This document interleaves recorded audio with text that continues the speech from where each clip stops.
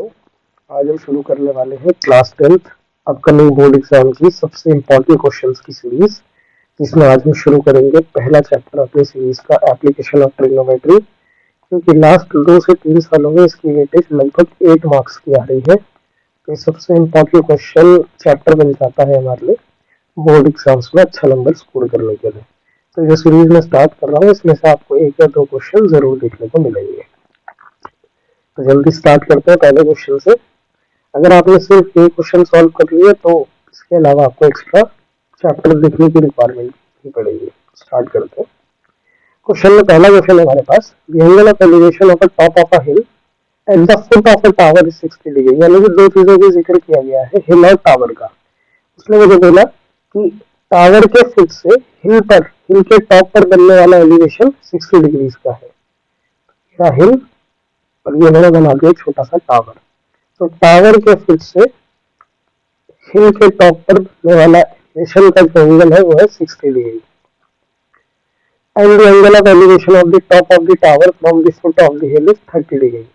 अब हिल के फुट से टावर के टॉप पर हिल के फुट से एंगल बन रहा है 30 डिग्री का। तो यहाँ से एंगल है 30 डिग्री का।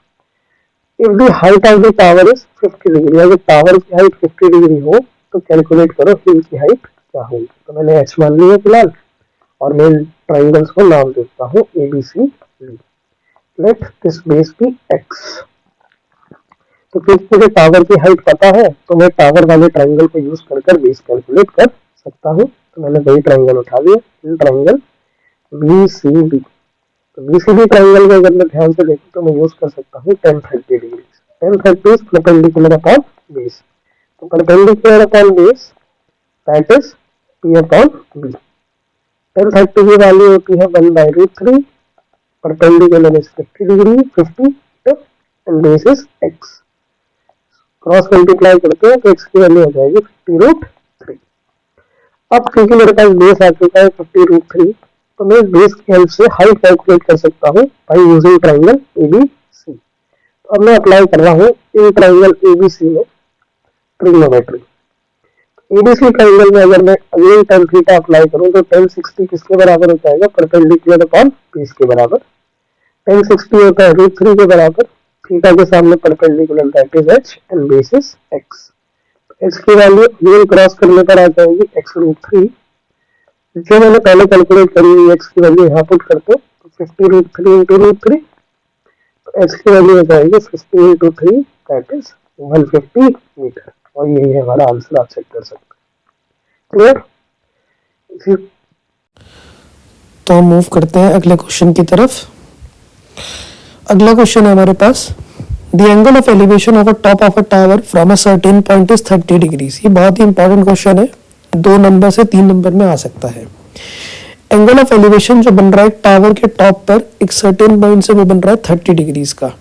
तो एक सर्टेन पॉइंट ये रहा और एक टावर ये रहा हमारे पास। इस टावर के टॉप पर एक सर्टेन पॉइंट से जो एंगल ऑफ एलिवेशन बन रहा है वो है हमारे पास 30 डिग्रीज। तो ये हो गया 30 डिग्रीज। अब if the observer moves 20 metre towards the tower, अब जो मेरा ऑब्जर्वर इस ए पॉइंट पे खड़ा था अब वो किस तरफ मूव कर रहा है, 20 मीटर्स मूव कर रहा है टावर की तरफ, टुवर्ड्स टावर। तो टुवर्ड्स टावर मतलब टावर की तरफ मूव करेगा, तो आगे की तरफ आ रहा है वो।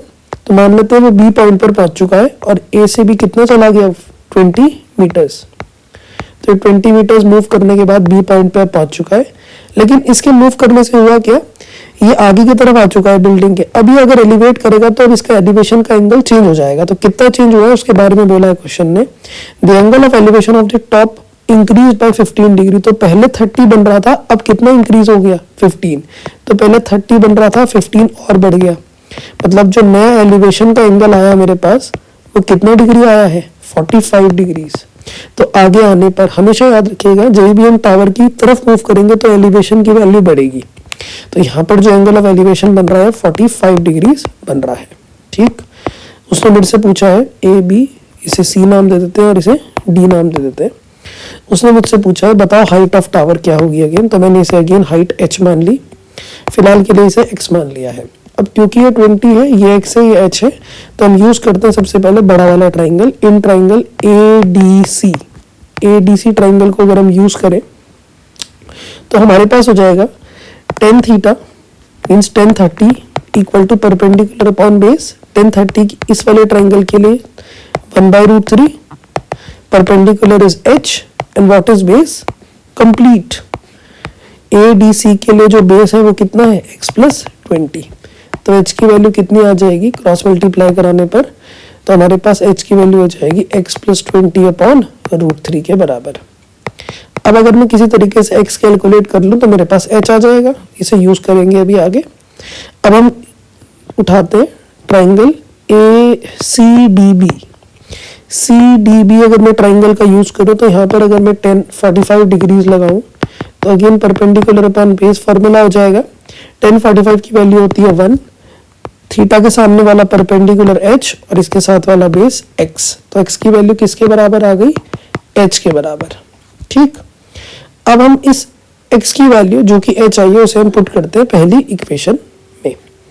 तो पहली इक्वेशन में पुट करते हैं तो h इक्वल्स टू, ये इंप्लाइज फर्स्ट है, x की जगह पर h लिख सकते हैं क्योंकि हमने यहाँ पर x और h बराबर कर दिया है, तो इस वाले x की जगह पर मैं h पुट कर रहा हूँ प्लस 20 अपॉन √3।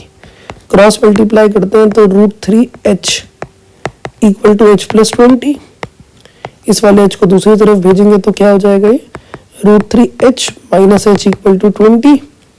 दोनों से h कॉमन लेते हैं, ब्रैकेट में आएगा √3 माइनस 1 इक्वल टू 20। तो मेरे पास h की वैल्यू कितनी आ गई 20 अपॉन √3 माइनस 1। बट हम इरेशनलिटी में आंसर नहीं छोड़ेंगे, हम इसे रैशनलाइज करेंगे by multiplying and divide by opposite sign. तो हमारे पास 20√3 plus h plus 1 upon a square minus b square, तो 3 माइनस 1 2 आ जाएगा ये, यानी कि 10। तो फाइनल आंसर हमारे पास h की वैल्यू कितनी आ जाएगी 10 ब्रैकेट √3 प्लस 1 मीटर्स, जो कि हमारा आंसर होना चाहिए। यहाँ पे मेंशन नहीं है बट आंसर हमारा यही है इसमें 10 ब्रैकेट √3 प्लस 1, दैट्स इट। हमारे पास थर्ड क्वेश्चन है जो कि बहुत ही ज़्यादा इंपॉर्टेंट होने वाला है और प्रीवियस ईयर में कम से कम ये 2 या 3 बार पूछा गया है, खासकर बेसिक मैथमेटिक्स वालों के लिए जिनके पास बेसिक मैथ्स है उनके लिए सबसे इंपॉर्टेंट क्वेश्चन है ये चैप्टर का। स्टैंडर्ड वालों के लिए भी बहुत इंपॉर्टेंट है। तो देखते हैं, ऐसे शुरू करते हैं सॉल्यूशन इसका। तो क्वेश्चन में बोला है मुझे a straight highway leads to the foot of a tower. एक हाईवे है जो कि एक टावर के फुट पर पहुंचाता है हमें। A man standing at the top of the tower observes a car eight an angle of depression of 30 degree. एक मैन है जो कि एक टावर के टॉप पर है, तो एक टावर बना देते हैं, इसके टॉप पर एक आदमी है, उसका लाइन ऑफ साइट स्ट्रेट होगा। वो एक हाईवे से जाती हुई कार को ऑब्जर्व करता है, तो यहाँ से कार आ रही है, तो लेटस से कार को ऑब्जर्व किया इसने और कितना एंगल ऑफ डिप्रेशन बनाया 30 डिग्री। तो लाइन ऑफ साइट से जो डिप्रेशन का एंगल बन रहा है वो कितने डिग्री का बन रहा है 30 डिग्री का, मतलब ये एंगल 30 डिग्री हो रहा है depression, which is approaching to the foot of the tower. अब ये कार जो है, यहाँ से कार आ रही है, वो किस तरफ मूव कर रही है, टावर की तरफ मूव कर रही है at a uniform speed.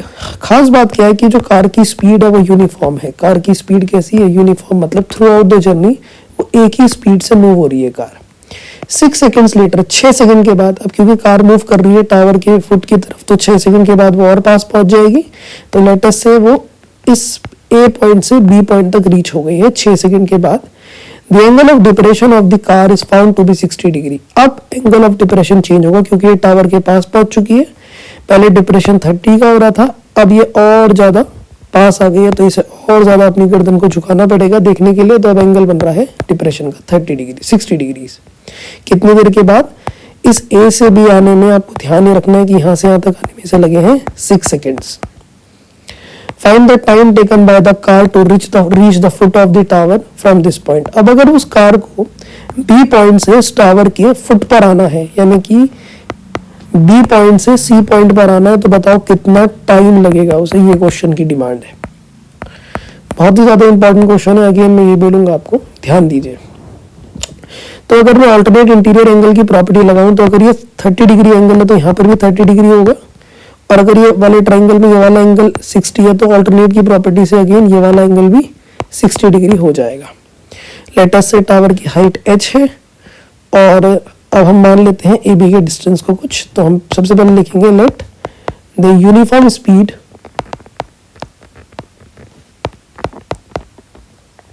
Of car be x metre per second. मैंने बोला जो कार मूव कर रही है वो x मीटर पर सेकेंड की रफ्तार से मूव कर रही है। अब A टू B जर्नी में उसे लगे हैं A से B जाने में कितना टाइम लगा है 6 सेकेंड्स, ऐसा क्वेश्चन ने बोला है। जो टाइम लगा है वो कितना लगा है 6 सेकेंड्स। और मैंने इसकी स्पीड को कितनी मान ली है x metre per seconds. So we know that, हमें पता है speed equal to distance upon time. तो डिस्टेंस किसके बराबर हो जाएगा स्पीड इनटू टाइम के बराबर। अब अगर मुझे A से B तक का डिस्टेंस कैलकुलेट करना है तो मुझे उसकी स्पीड जो कि मैंने x मानी हुई है उसे किससे मल्टीप्लाई करवाना पड़ेगा टाइम से। और जर्नी का टाइम A से B तक का कितना कंज्यूम किया है 6 सेकेंड्स। तो A से B तक का डिस्टेंस मैंने मान लिया 6x मीटर्स। कितना मान लिया 6x मीटर्स। तो फिलहाल के लिए इन सबको हटा देते हैं और यहाँ पे लिख लेते हैं 6x। ये डिस्टेंस हो गया यहाँ से यहाँ तक का 6x मीटर्स। अगर ये बात समझ में आ गई है तो आधा क्वेश्चन सॉल्व हो ही चुका है ऑलमोस्ट। अब हम यूज करेंगे ट्राइंगल्स। तो मैं सबसे पहले यूज करने वाला हूँ ट्राइंगल ABACD। तो इन ट्राइंगल ACD अगर मैं ACD ट्राइंगल को ध्यान से देखूं, B से C तक का अगर मैं डिस्टेंस पता लगा दूं तो मैं अगेन फॉर्मूला यूज करूंगा डिस्टेंस अपॉन स्पीड। तो टाइम आ जाएगा क्योंकि स्पीड मुझे पता है x है, और अगर मैं B से C तक का डिस्टेंस पता लगा दूंगा तो टाइम कैलकुलेट हो जाएगा। तो फिलहाल मैं इसको y मान लेता हूँ B से C तक के डिस्टेंस को।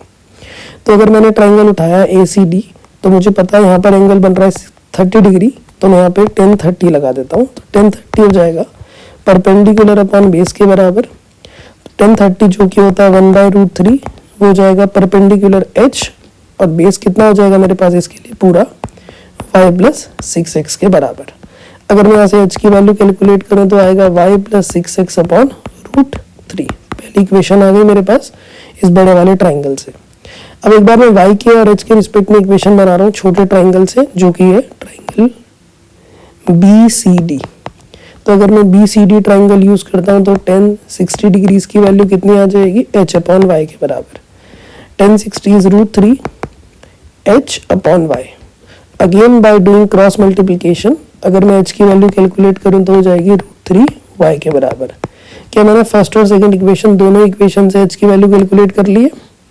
अब मैं इन दोनों वैल्यूज को इक्वेट कर सकता हूं। तो फ्रॉम फर्स्ट एंड सेकंड अगर मैं पहली और दूसरी इक्वेशन को देखूं तो दोनों h की वैल्यू है, तो इक्वेट किया जा सकता है ना। तो y प्लस 6x अपॉन √3 किसके बराबर आ रहा है √3 y के बराबर। मुझे y की वैल्यू कैलकुलेट करनी थी, याद रखिएगा B से C तक का डिस्टेंस अगर मिल जाए तो मैं डिस्टेंस अपॉन स्पीड जो कि x है उन दोनों को डिवाइड करूंगा तो टाइम आ जाएगा BC का। मुझे वही निकालना है क्वेश्चन में, तो y कैलकुलेट करना है मेन। तो क्रॉस करते हैं इसे, तो y प्लस 6x की वैल्यू कितनी आ जाएगी 3y के बराबर। √3 इंटू √3 3y। y को दूसरी तरफ भेजते हैं तो 6x बराबर 3y माइनस y। 6x की वैल्यू 2y के बराबर, यानी कि y कितना आ गया मेरे पास 3x के बराबर। y पता चल गया है 3x x के टर्म्स में। अब अगर मैं फार्मूला यूज करूँ time equal to distance upon speed, तो y वाली जर्नी का अगर मुझे टाइम निकालना है, मतलब BC का टाइम अगर निकालना है, तो BC का डिस्टेंस जो कि आया है y अपॉन स्पीड x मानी हुई थी 3x अपॉन x के बराबर। x काटूंगा तो टाइम कितना आ जाएगा 3 सेकेंड्स, यानी कि उसे फुट ऑफ टावर तक रीच करने में कितना टाइम लगेगा 3 सेकेंड्स, जो कि हमारा आंसर था। मोस्ट इंपॉर्टेंट क्वेश्चन, बहुत ज़्यादा इंपॉर्टेंट क्वेश्चन है। मूव करते हैं क्वेश्चन नंबर 4 की तरफ। तो क्वेश्चन नंबर 4 है हमारे पास, a tower subtends an angle alpha at a point A in the place of its base. तो एक टावर है जो अपने बेस के किसी एक पॉइंट के साथ ए पॉइंट के ऊपर कितने डिग्री का एंगल बना रहा है अल्फा। तो एक टावर है हमारे पास जो कि अपने बेस के किसी भी एक पॉइंट ए के साथ कितने डिग्री का एंगल एलिवेट है अल्फा। ये वाला एंगल हो गया हमारे पास अल्फा।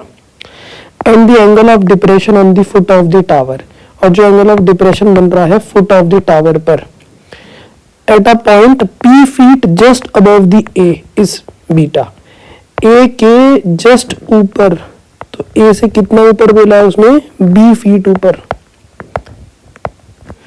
इस ए पॉइंट से b फीट ऊपर जो एंगल ऑफ डिप्रेशन बन रहा है किस पर टावर के फुट पर, वो बीटा बन रहा है। तो टावर ये रहा, टावर के फुट पर इस बी पॉइंट से जो एंगल ऑफ डिप्रेशन बन रहा है हमारे पास वो कितना है, बीटा। वेरी इंपॉर्टेंट क्वेश्चन, थोड़ा घुमाया हुआ क्वेश्चन है तो ध्यान से देखिएगा।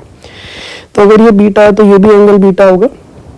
इसे नाम दे देता हूँ मैं ए बी, अच्छा ए बी दिया हुआ है तो हम इसे नाम दे देते हैं सी एंड डी। सो अगर मैं यूज करता हूँ सबसे पहले ट्राइंगल ए सी डी, तो ए सी डी ट्राइंगल को अगर मैं देखूं तो मेरे पास एंगल है अल्फा, और मुझे प्रूव करना है जो हाइट है टावर की वो किसके बराबर है, b tan alpha cot beta के बराबर। और टावर की हाइट मैंने फिलहाल h मान ली है, तो मुझे h की वैल्यू कितनी फाइंड करनी है, मुझे h लेकर आना है b tan alpha cot beta के बराबर। ये इंपॉर्टेंट है। तो h कैलकुलेट करना है तो h ये रहा और अल्फा ये रहा। तो अल्फा मुझे किसके साथ चाहिए, टेन थीटा के साथ, मतलब टेन फंक्शन के साथ।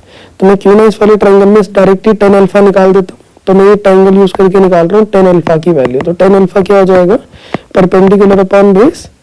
तो टेन अल्फा किसके बराबर हो जाएगा, परपेंडिकुलर मींस h जो हमें कैलकुलेट करना है, एंड बेस इज AC। तो अगर मैं यहाँ से बेस की अगेन वैल्यू निकाल दूं तो AC की वैल्यू क्या हो जाएगी, h अपॉन टेन अल्फा के बराबर। पहली इक्वेशन आ गई हमारे पास। अब क्योंकि मुझे बीटा चाहिए कॉट के साथ और मेरा बीटा एंगल बन रहा है ट्राइंगल ACE के साथ, तो ACE ट्राइंगल लेते हैं अब की बार, इन ट्राइंगल ACE। अगर मैं यहाँ से कॉट बीटा की वैल्यू कैलकुलेट करूं तो कॉट होता है मेरे पास बेस अपॉन परपेंडिकुलर। तो कॉट को अगर मैं निकालूं तो क्या हो जाएगा, cot beta equal to base. तो कॉट वाले ट्राइंगल के लिए बेस क्या है, AC, और परपेंडिकुलर क्या है, B। तो अगेन यहाँ से भी अगर मैं AC की वैल्यू निकालूंगा तो क्या आएगी, B कॉट बीटा। अगर इसे सेकेंड इक्वेशन मान लेते हैं। अब फर्स्ट और सेकेंड इक्वेशन को ध्यान से देखें तो दोनों ही AC की वैल्यूज है हमारे पास, दोनों ही AC की वैल्यूज है हमारे पास। तो फ्रॉम फर्स्ट एंड सेकेंड, पहली और दूसरी इक्वेशन, क्योंकि दोनों AC हैं तो हम दोनों को इक्वेट कर देते हैं। तो हमारे पास आएगा h upon tan alpha equal to b cot beta. h की वैल्यू कैलकुलेट करनी थी हमें, तो अगर मैं क्रॉस करता हूँ तो h की वैल्यू हमारे पास क्या आ जाएगी, b tan alpha cot beta के बराबर, जो कि हमारा प्रूफ था। अगेन वेरी इंपॉर्टेंट क्वेश्चन, इसका डायग्राम बहुत ज्यादा इंपॉर्टेंट है, एग्जाम में आने की सबसे हाई पॉसिबिलिटी है। आखिरी क्वेश्चन आज का देखते हैं, फिफ्थ क्वेश्चन। इसके बाद हम अगला सेट सीरीज का इसी चैप्टर के अगले 5 क्वेश्चन पार्ट नंबर 2 में अपलोड करेंगे। फिलहाल लास्ट क्वेश्चन देखते हैं इसका, जो कि अगेन वेरी इंपॉर्टेंट होने वाला है। तो क्वेश्चन है, the angle of depression of the top and the bottom of an 8 metre tall building from the top of a multi storey building. तो फिलहाल क्वेश्चन में बोल रहा है कि दो बिल्डिंग, एक मल्टी स्टोरी बिल्डिंग है हमारे पास और एक हमारे पास नॉर्मल बिल्डिंग है हमारे पास जो कि है 8 मीटर टॉल। तो मेरे पास दो बिल्डिंग है, एक मल्टी स्टोरी बिल्डिंग और एक नॉर्मल 8 मीटर की बिल्डिंग। तो मैं दो बिल्डिंग बना देता हूँ, एक 8 मीटर की बिल्डिंग ये रही और एक मल्टी स्टोरी बिल्डिंग ये रही, जिसकी हाइट फिलहाल कैपिटल H बोल देता हूँ। क्या बोल रहा हूँ कि इस मल्टी स्टोरी बिल्डिंग के टॉप से हमने इस 8 मीटर टॉल बिल्डिंग के एक बार टॉप को देखा और एक बार हमने उसके बॉटम को देखा। तो हम टॉप और बॉटम दोनों को देख रहे हैं, top of multi storey building से 8 मीटर टॉल बिल्डिंग के टॉप और बॉटम को देख रहे हैं। तो जब हमने उसके पहले टॉप को देख रहे हैं, पहले टॉप लिखा हुआ है, और तब उसके बाद उसके बॉटम को देख रहे हैं एक ही पॉइंट से। मल्टी स्टोरी बिल्डिंग के टॉप से हम 8 मीटर टॉल बिल्डिंग के टॉप को और 8 मीटर टॉल बिल्डिंग के बॉटम को देख रहे हैं। कितने कितने डिग्री पर डिप्रेशन का एंगल बन रहा है, एक बार बन रहा है 30, तो पहले 30 लिखा हुआ है, यानी कि ये वाला एंगल हो गया 30 डिग्री का, और दूसरी बार लिखा हुआ है 45 डिग्री, तो ये वाला एंगल हो गया हमारे पास 45 डिग्री का। ठीक, तो कंस्ट्रक्ट कर देते हैं इसे कंप्लीट। तो हमारे पास डायग्राम बन गया है। Find the height of the multi storey building, जो हमने कैपिटल H मानी हुई है, and distance between the two buildings, और इन दो बिल्डिंग्स के बीच का डिस्टेंस भी हमें कैलकुलेट करना है। तो फिलहाल इसे x मान लेते हैं, ये y हो गया, ये x है तो ये वाला बॉटम भी x होगा, ये 8 मीटर है तो ये भी 8 मीटर होने वाला है हमारे पास। तो हम पेन चेंज कर देते हैं पहले। अब देखिए, ये A पॉइंट हो गया, ये B हो गया, ये C हो गया, ये D हो गया और ये E हो गया। हमें दोनों चीजें निकालनी है, y भी कैलकुलेट करना है और x भी कैलकुलेट करना है। तो पहले यूज करते हैं इसका। अगर ये 30 है तो अल्टरनेट की प्रॉपर्टी से ये भी 30 डिग्री हो जाएगा, और ये बड़ा वाला एंगल अगर 45 है तो अगेन ऑल्टरनेट इंटीरियर की प्रॉपर्टी यूज करेंगे तो ये वाला एंगल भी 45 डिग्री हो जाएगा।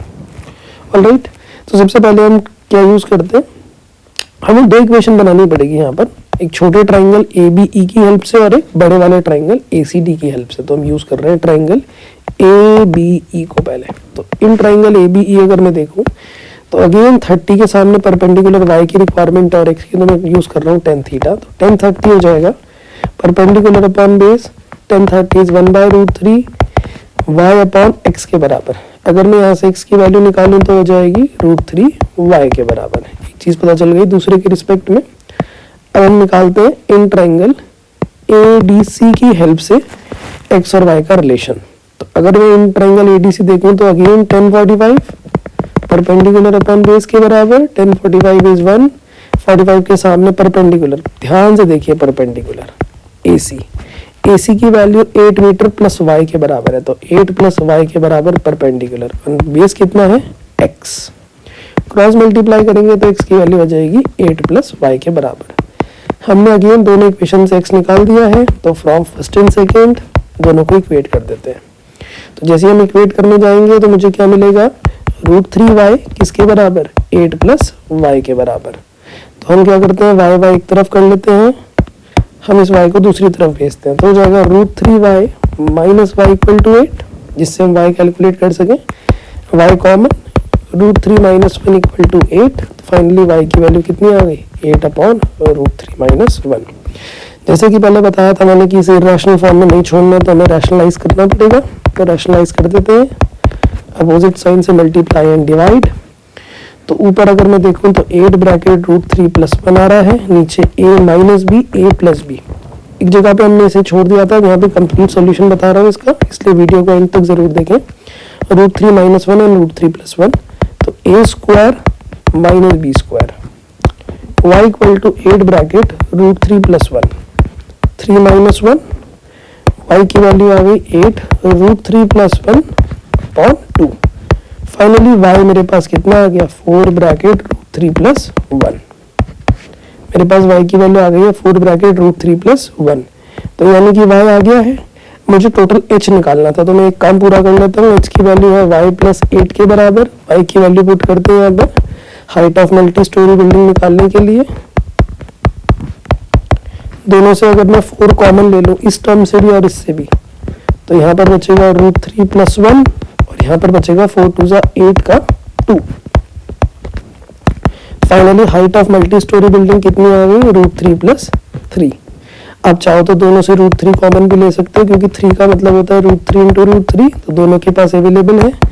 तो फाइनली हाइट कितनी आ गई मल्टी स्टोरी बिल्डिंग की, 4√3 ब्रैकेट में 1 plus √3 metres. Height of multi storey building आ गई, पहला काम हो गया है।